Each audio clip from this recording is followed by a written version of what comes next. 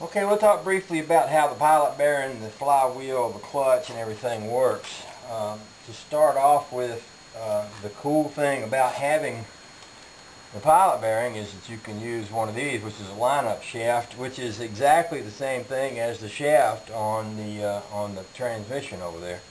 The lineup shaft goes here. That allows you to put the clutch in. And I always want to look and make sure I'm putting the right side toward the flywheel side here, like so,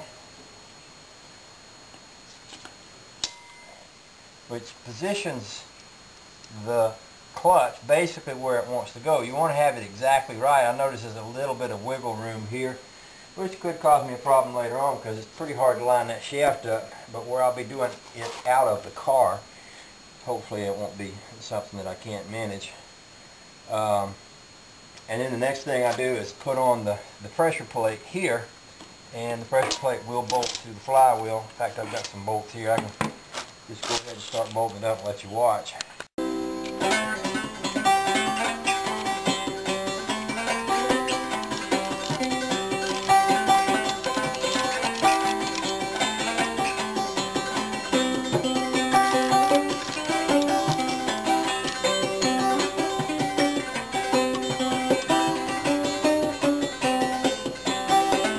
Okay, the clutch is in place. I don't know if you could tell it in the video or not, but as I was tightening the pressure plate down, these forks were moving in. They were kind of sticking out here before.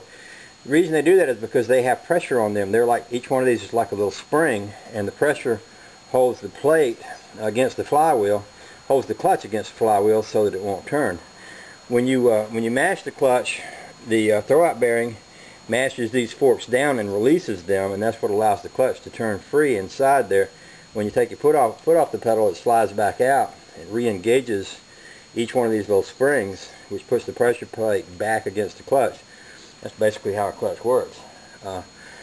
Next thing I'm going to do is put the transmission on it. If I have got this all set up right, and I did, feel in behind the clutch at every place where I could to try to make sure it felt like it was in the right place, because there was a little bit of play in this, so I did try to make sure I had it lined up just right. If I did, then it shouldn't be too much trouble to get the transmission on there, and then once that's on there, we'll start looking at how to make the hydraulic slave cylinder work.